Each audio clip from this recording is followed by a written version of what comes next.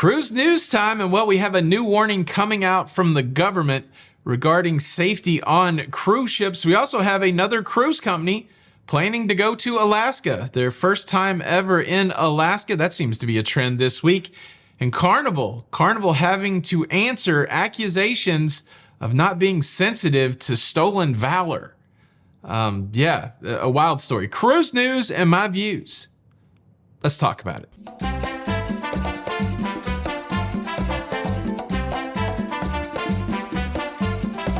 Hey, what's up, everybody? Welcome to La Lido Loca. I'm your host, Tony, here with the latest cruise news and views for your face on a Wednesday the 30th of October, 2024. And let's kick it off with the warning coming out from the government about potential safety issues on cruise ships. A CDC investigation has identified 12 cases of Legionnaires disease spread across 2 cruise ships, and they're issuing a warning out to the cruise industry and cruisers saying this is what to be on the lookout for. Now, Legionnaires disease comes from the Legionella bacteria, and for these 12 cases, the investigation found that the Legionella bacteria was living in hot tubs on balconies, private hot tubs on balconies of all places. I saw my buddy Don talk about this story the other day, and the observation that he made is that it's kind of ironic that you're paying for probably some of the nicest accommodations on the cruise ship, and this ends up being where the Legionella bacteria is enjoying hanging. I guess the Legionella bacteria maybe enjoys the finer things in life also. Snooty cruising bacteria. It's a rough disease. It's a respiratory disease. Back in the 80s, my dad had Legionnaires disease, and it was touch and go. He was in ICU, and they had to get pretty aggressive with the respirator to keep him breathing. And fortunately, he pulled through it, but his lungs took a lot of damage in that Legionnaires battle. And years later, he ended up with lung cancer from smoking, but the Legionnaires didn't help. Didn't help. Yeah, every time I hear it, I can't help but think about my dad. Sorry to go down dad lane, but yeah, a warning from the CDC to be careful if you're using these private hot tubs, and really anywhere where there's water that's circulated or standing. Sometimes that can be a breeding ground for it. Hopefully these warnings will increase the activity of cleaning for the cruise lines that they weren't named in the investigation, but I'm assuming that they've worked closely with these cruise lines to let them know that this was the finding. It's that time again. It's time for your monthly reminder that the internet is a dangerous place, and that if you're going to be using the internet at home or abroad, make sure you're using a tool like a VPN. Today's episode is sponsored by such a tool. Private Internet Access VPN is a tool that encrypts your data and keeps it hidden from prying eyes. This is especially important while using public Wi-Fi while traveling. PIA VPN is one of the world's most trusted VPN providers. They never store or keep any of your data. And one of the big reasons I like PIA VPN is that they cover all of your devices for just one subscription price. They provide support for all the major operating systems: Windows, Linux, Mac OS, iOS, Android. They have 24/7 support and a 20-day money-back guarantee. In addition to protecting your data, PIA VPN also helps you with geo-fencing. Financial institutions and entertainment institutions will often block access to your important data or to your content based on your location. And there's nothing worse than being someone with a US Netflix subscription, being in a foreign country and not being able to access the US Netflix content that you have paid for. There's a pretty binge-worthy multi-episode show called Manifest. And the problem with binge-worthy shows is once you get locked into it, you don't want to stop watching it.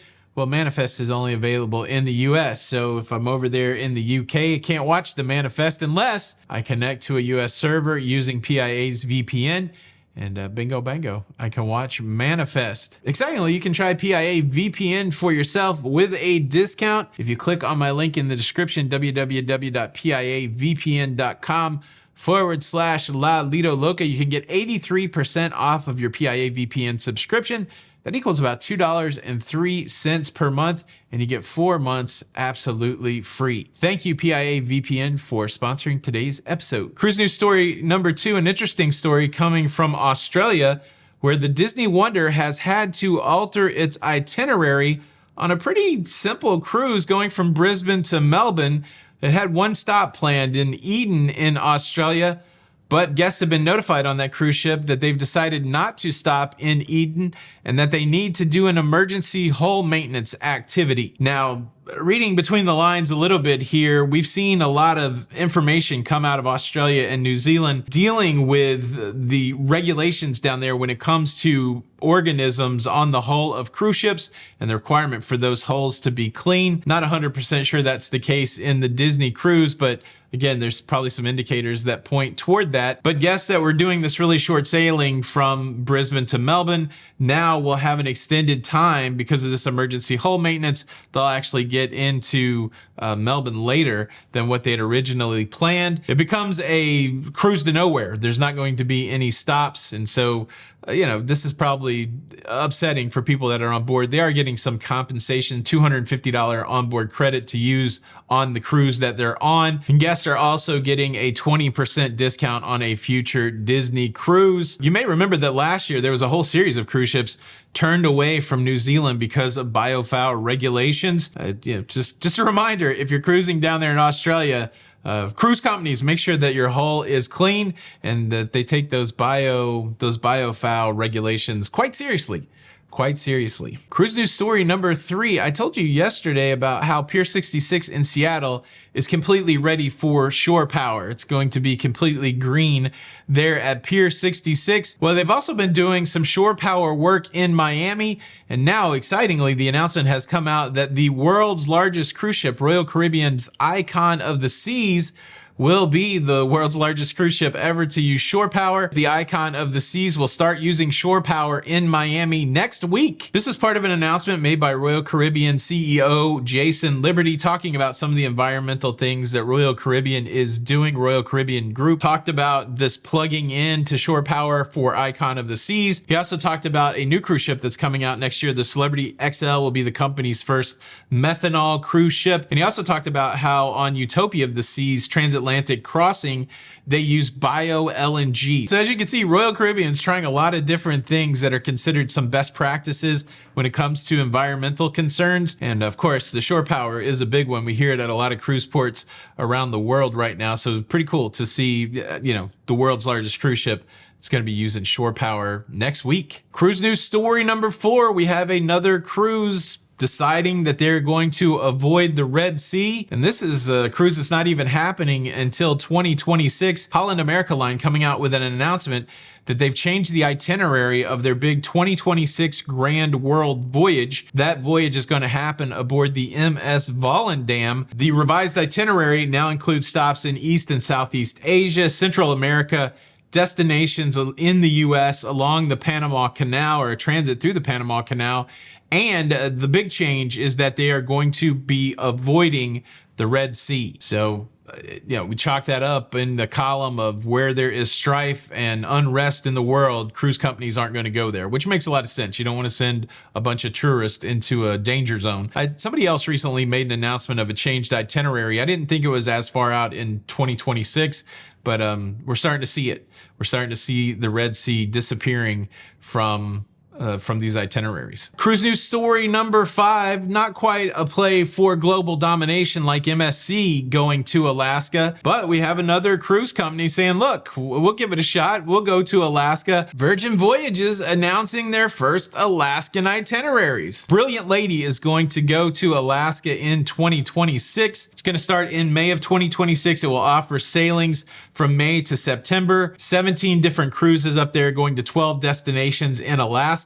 These Alaskan cruises will depart both from Seattle and Vancouver. They're going to have a big mermaiden voyage. It's interesting. Virgin Voyages is an interesting cruise line. We've seen them down in the Caribbean, in the Bahamas. We've seen them in Europe, and now we're going to see them up in Alaska. Yeah, I'd put it on my list of stuff to try. Yeah, this is good. This is good, especially if you've ever been concerned about the viability of Virgin Voyages. I know that's sometimes a conversation in cruising. Certainly going to Alaska and making all those arrangements and those agreements, those kind of things, I think that bodes well for the future of Virgin Voyages. Would you get on a Virgin Voyage cruise ship to Alaska?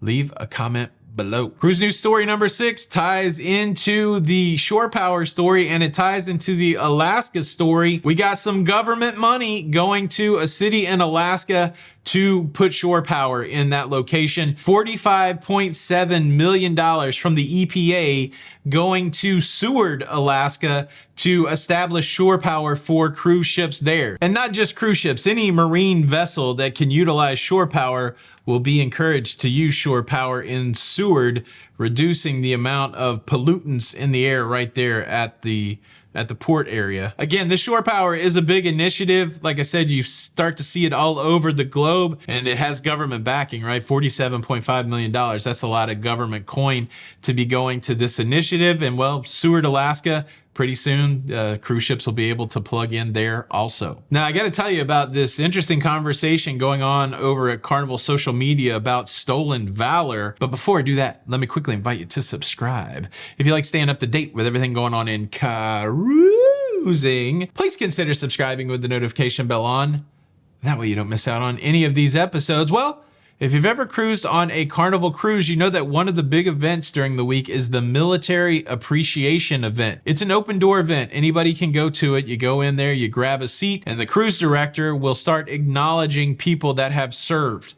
People from the Navy stand up, people from the Marines stand up, all of the branches of the military. And at the end of it, there's usually people can put their name into a drawing. And then I believe it's maybe once a month or something across all of the ships, they draw out a person's name and they give them a free cruise. And well, this whole process of giving away a free cruise to a room full of people that are able to just come in and sit down has raised the concern of a former military person. And he wrote a letter into Carnival saying that, you know, stolen valor is a real thing. You see it more and more where people are trying to put on a military uniform or act like they've participated in the military so that they can get some undue respect. And, you know, it's offensive. Certainly it is offensive to people that have served if somebody is pretending like they served. And then the guy got really accusatory, saying that Carnival doesn't do anything to validate whether the person that wins a free cruise or not actually served in the military. And he was quickly corrected. Carnival brand ambassador says, well, au contraire, mon frere, we actually do make sure that the person who wins the cruise has served. They check their documentation.